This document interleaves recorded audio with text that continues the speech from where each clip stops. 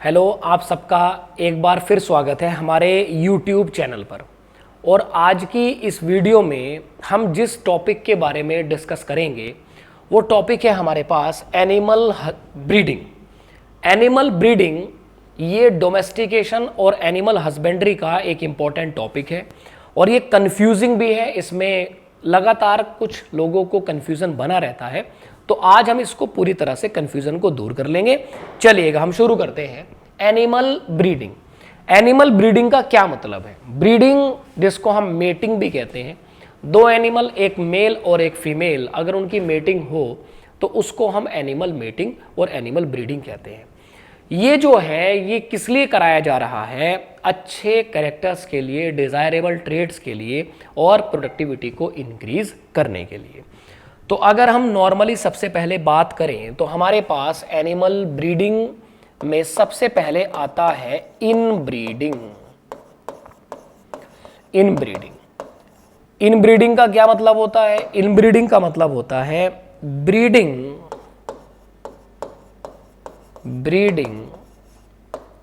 In related animals.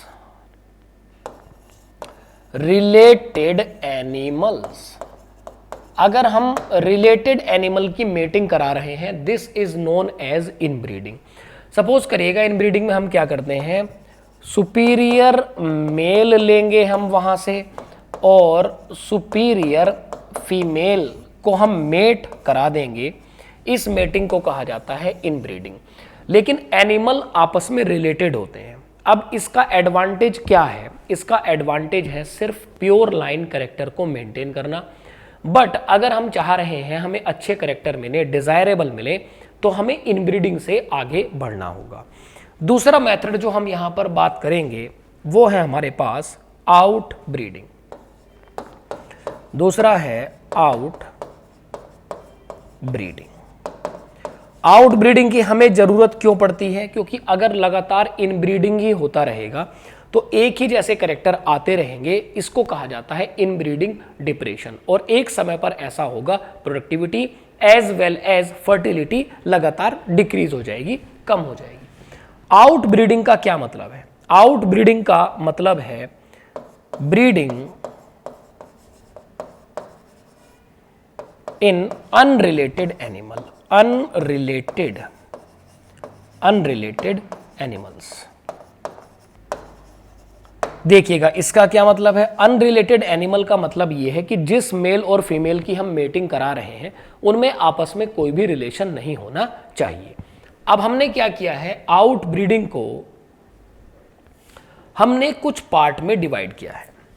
अगर हम normally out breeding की बात करें तो आउट ब्रीडिंग में नंबर 1 है out crossing.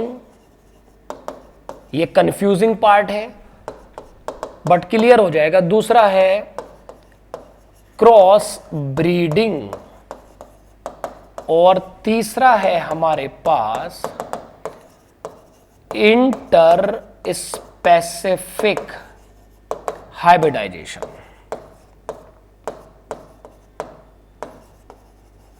Inter specific hybridisation.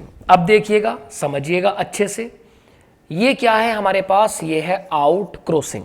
Out crossing का मतलब है कि जब भी हम किसी मेल और फीमेल की मेटिंग करा रहे हैं तो उन मेल और फीमेल में 4 to 6 जनरेशन का कोई भी